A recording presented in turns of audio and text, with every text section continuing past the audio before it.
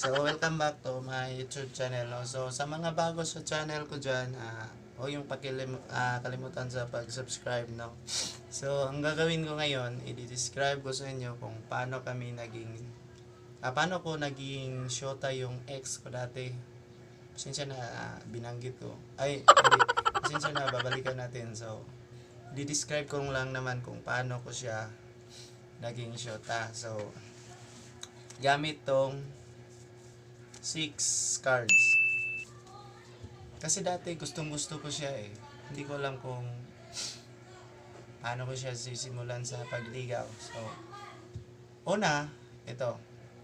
Siya yung aking alas. Alas ng buhay ko. Tiyan. So, dahil alas siya ng buhay ko, gustong gusto ko siya, niligawan ko siya ng petsa 5 ng Marso. So, sad to say, hindi ako sinagot. Kaya nag-effort ako na ng effort hanggang sa lumipas ang ilang araw, sinagot ako. Wow. Sinagot ako ng petsa 9 ng Disyembre. Di ba?